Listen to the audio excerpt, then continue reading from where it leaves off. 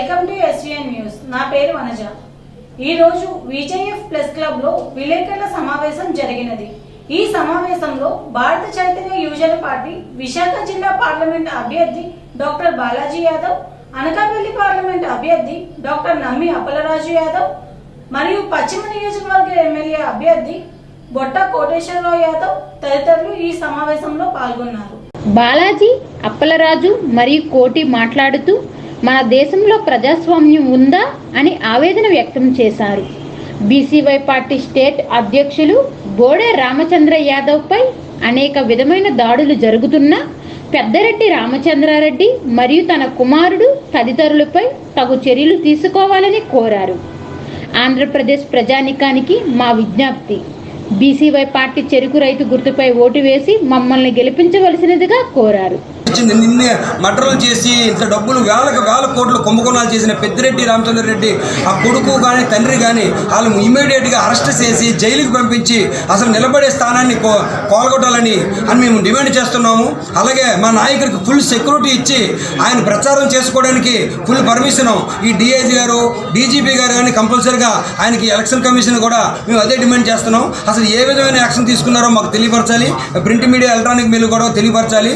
అలాగే నా పేరు నమ్మి అప్పలరాజు యాదవ్, అనకాపల్లి ఎంపీగా పోటీ చేస్తాను. నాకు 5వ నెంబరు ఇవ్వడం అయింది. ఈవీఎంలో నాకు చెరుకు రైతు గుర్తుకి 5వ నెంబర్ మీద ఓటు వేసి అందరూ గెలిపిస్తారని మరీ కోరుకుంటూ మీ నమ్మి అప్పలరాజు యాదవ్, అనకాపల్లి పార్లమెంట్ అభ్యర్థిగా పోటీ చేస్తున్నాను. ఇలాగా బోడే రామచంద్ర గారు ఆదేశాల మేరకు ఇక బడుగు బలహీన వర్గాలకి ఆయన ఇంతమంది అంటే ఒక్కొక్కరు అందరూ 100 కోట్లు 150 కోట్లు ఖర్చు పెట్టి ఈ తరుణంలో మీ అందరికీ ఒక ఎంపీగా ఎమ్మెల్యేగా వీళ్ళకి అవకాశం ఇచ్చిన ముందు ఆయనకి మా శిరస్సు నుంచి నమస్కరిస్తున్నాము. ఈరోజు ఆయన ఒక జాతీయ అధ్యక్షుడికి ఇంత ఘోరం జరుగుతున్నప్పుడు ఈ ఎలక్షన్ కమిషన్ మేము ఒకటే డిమాండ్ చేస్తున్నామండి. పెద్దిరెడ్డి రామచంద్రారెడ్డి అనే వ్యక్తి, ఆడ కొడుకు, వాళ్ళ అన్నదమ్ములు వాళ్ళందరినీ జైలుకి పంపించాలి. ఆయన డిస్క్వాలిఫై చేసి ముందు ఇమీడియట్గా జైల్లో పెడితేనే తప్ప అక్కడ మనకి ఎవరికి సంరక్షణ లేదు. మాది ఒకటే ఎజెండా. ఎందుకంటే ఒక జాతీయ అధ్యక్షుడికి రక్షణ లేనప్పుడు మిగతా ఎమ్మెల్యేలుగా ఎంపీలుగా మేము నిలబడుతున్నప్పుడు మాకు రక్షణ ఎలా వస్తుంది?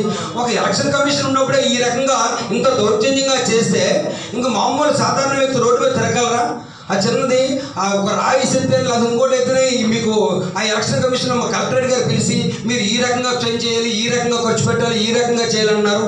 100 కోట్లు 1000 కోట్లు ఖర్చు పెడుతున్నప్పుడు ఈ ఎలక్షన్ కమిషన్ ఖచ్చితంగా దీని మీద సీరియస్గా తీసుకొని వాళ్ళకి పనిష్మెంట్ చేస్తూ ఖచ్చితంగా ముందు మా డిమాండ్ ఒకే ఒక డిమాండ్ అండి. పెద్దిరెడ్డి అనే వ్యక్తికి రాజకీయ యోగం లేకుండా 10 సంవత్సరాలు జైల్లో ఉంచితేనే తప్ప ఇక శాంతి భద్రతలు ఈ రాష్ట్రంలోనే అక్కడ స్టార్ట్ అయ్యింది. అక్కడ ఉత్తరాంధ్ర అనేది చాలా శాంతిగా ఉంటుంది. చూసే ఉంటారు మీరు. అన్ని అనుకూలంగా అంటే వీసీకి అనుకూలంగా మీకు డీజేలు సౌండ్లు ఈ రకంగా ఏం పెట్టట్లేదండి. ఒక సాధారణ వ్యక్తి ఓటు ఎలా అడుగుతున్నాము అదే రకంగా అడుగుతున్నాం. మా కమ్యూనిటీ 4 లక్షల అనకాపల్లి జిల్లాలో ఉన్నారు. అలాగే 3,70,000 విశాఖపట్నంలో ఉన్నారు. మా డాక్టర్ గారు నిలబడ్డారు. అందరూ కలిపి ఈసారి ఖచ్చితంగా ఆయన గెలిపిస్తే ఇక్కడ యాదవ్ కమ్యూనిటీతో పాటు బీసీలు అలాగే చేస్తుంటారు. బీసీలు ఖచ్చితంగా దీని మీద సీరియస్ తీసుకోవాలి. ఎందుకంటే ఎవరు స్పందించట్లేదంటే ఒక గవర్నమెంట్ ఇంత అంటే రాక్షస పాలన జరుగుతుంది. ఇవాళ వైఎస్ఆర్ పార్టీ ఎంత దారుణాలు కొడిగడుతుందో మీకు అందరికీ తెలుసు. ఇసుక మాఫియా కానీ, లిక్కర్ మాఫియా కానీ, అదే అనేక రకాల మీకు మాఫియాలో ఉన్నారు. ఎందుకంటే దాచుకోవడమే. ఈరోజు ఎలక్షన్లకి ఒక్కొక్కరికి 5,000 రూపాయల ఓటుకి 10,000 రూపాయల ఓటుకి ఇస్తే మేము 10 పైసలు కూడా మేము ఇవ్వండి. భారత చైతన్య యువజన పార్టీ నుంచి ₹1 కూడా ఇవ్వము.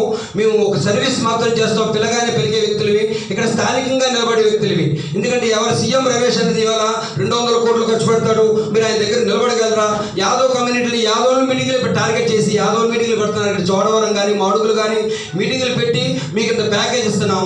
ఇక్కడ ఎలా ఉందంటే యాదవ్లు కూడా కొంతమంది ప్రెసిడెంట్లు, జడ్పీటీసీలు, ఎంపీటీసీలు కూడా ఏ రకంగా లొంగిపోతున్నారంటే వాళ్ళు రేపు పొద్దున ఏమైనా ఒకవేళ గెలిస్తే ఇబ్బంది పెడతారా అని లోమస్గా మీకు ఎందుకు మేము చేసి పెడతాం, మీకు ఎందుకు మేము సపోర్ట్ ఉన్నామని చెప్తున్నారు. కానీ భయపడి వాళ్ళు వదిలేస్తాం. ప్రజల్లో చైతన్యం ఖచ్చితంగా రావాలి.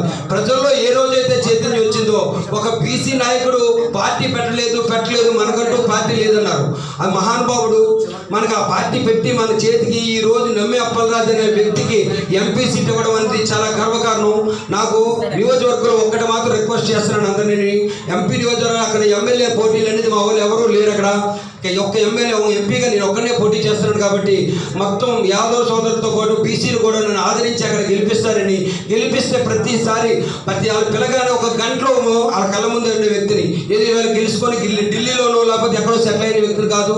నేను గతంలో చూసే ఉంటాను, 5 సంవత్సరాలు బట్టి నేను అనకాపల్లి జిల్లాలో పర్యటిస్తున్నాను. అంతకుముందు సమాజ్వాదీ పార్టీలో 3 సంవత్సరాలు ఉన్నాను. బోడే రామచంద్ర గారు యాదవ్ గారు ఈ రోజు మనల్ని పిలిచి గౌరవించి వాళ్ళు టికెట్ ఇచ్చినందుకు మమ్మల్ని అందరూ ఆదరిస్తారని, ముఖ్యంగా ఈ రోజు ఆయన ఖండించే వచ్చిన విషయం పెద్దిరెడ్డి రామచంద్ర రెడ్డి అక్కడ ఒక పాకిస్తాన్ లాగా ఉంది. ఎవరు మనం వెళ్ళలేకపోతున్నాం, యుద్ధ దౌర్జన్యాలు రాళ్లతో పోలీస్ స్టేషన్లో తగలబెట్టడం అంటే అసలు ఏంటిది, పాకిస్తాన్లో ఉన్నామో మనం ఆంధ్రాలో ఉన్నామో అనేది ఒక ఆశ్చర్యంగా ఉంది. దీన్ని తీవ్రంగా ఖండిస్తున్నాను.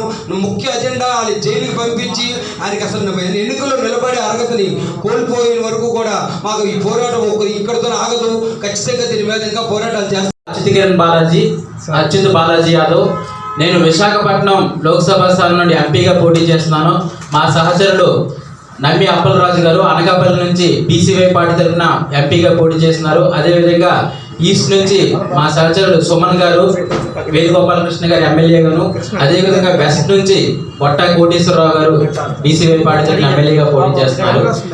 ఈరోజు ముఖ్య విషయం ఏంటంటే 2 రోజుల క్రితం మా నాయకుడు ఏదైతే ఉన్నారో బోడే రామచంద్ర యాదవ్ గారు ప్రచారంలో ఉంటుండగా మా నాయకుడి తరపున మేము దాదాపు రాష్ట్రంలో ఒక 120 మంది ఎమ్మెల్యేలమి, ఒక 15 మంది దగ్గర ఎంపీలమి పోటీ చేస్తున్నాం.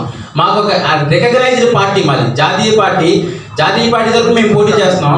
మా నాయకుడి మీద సదురు మండలంలో పొంగనూరులో అల్లరమోకలు ఏదైతే ఈ ప్రతిపక్ష పార్టీలు అధికార పక్ష పార్టీలు ఉన్నటువంటి అల్లరమోకలు రాళ్ళు విసిరి కొట్టి వాహనాలను తగలబెట్టి భయభ్రాంతులకు గురి చేసేశారు. ఏదైతే మొదటిసారి ఆంధ్రప్రదేశ్ రాష్ట్రంలో ఒక బీసీ బడుగు బలహీన వర్గాలకు చెందిన నాయకుడు ఒక పార్టీ పెట్టారు. ఇప్పుడు వచ్చి ఆంధ్రప్రదేశ్ చరిత్రలో బడుగు బలహీన వర్గాలు ఉత్తరాది రాష్ట్రాల్లోని బీఎస్పీ సమాజ్వాదీ ఇవన్నీ పెట్టినప్పటికీ ఇక్కడ ఆంధ్రప్రదేశ్లో ఒక బడుగు బలహీన వర్గాలకు చెందిన వ్యక్తి మొదటిసారి పార్టీ పెట్టి సామాన్యులు, అతి సామాన్యులు, ఒక చిన్న డాక్టర్ని, చిన్న క్లినిక్ రన్ చేసిన డాక్టర్కి ఎంపీ ఇచ్చారు, ఒక విద్యావంతుని. అదే ఒక అతి సామాన్యుని ఒక ఎక్స్ఆర్మీ పర్సన్కి ఇచ్చారు ఎమ్మెల్యే టికెట్. అతి సామాన్యులకి ఈ రాష్ట్రంలో బడుగు బలహీన వర్గాలు ఎస్సీ ఎస్టీ మైనారిటీలకు టికెట్ ఇచ్చి ఈరోజు నిలబెడితే ఆ నాయకుడి మీద దాడి చేసి, అంటే మా అధినాయకుడి మీద దాడి చేసి వాహనాలు తగలబెట్టి ఆయన భయంతో పోలీస్ స్టేషన్లోకి పారిపోయారు.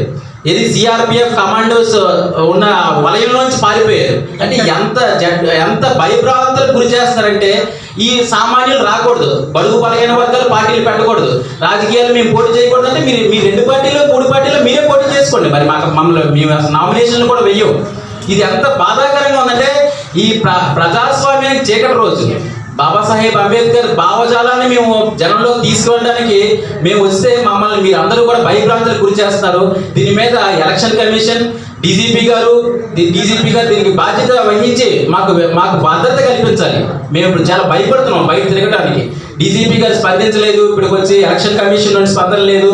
గౌరవ ముఖ్యమంత్రి గారు ప్రజాస్వామ్యాన్ని కాపాడాలి. మాలాంటి యువత సామాన్యులు పోటీకి దిగం, మమ్మల్ని కాపాడవలసిన బాధ్యత మీది. మీరందరూ కలిసి రౌడీ మోకలు వీరందరూ దాడి చేస్తుంటే అసలు ఈ పెద్దిరెడ్డి రామచంద్రారెడ్డి గారి నియోజకవర్గంలో జరిగింది, అది పొంగనూరులో. మా యొక్క అధినేతకి జరిగిన ఈ ఘోర పరాభవం, అదేవిధంగా ఈ దాడిని మేము తీవ్రంగా ఖండిస్తున్నాం.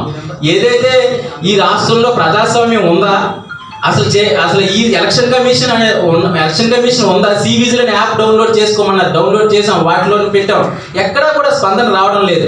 ఆయన Y+ కేటగిరీ సెక్యూరిటీలో ఉన్నారు. ఆయన అలాంటి వ్యక్తి మీదే దాడి జరిగితే మేము సామాన్యులు మేము తిరగడానికి కూడా భయం వేస్తుంది, మాకు రోడ్ల మీద తిరగడానికి కూడా భయం వేస్తుంది.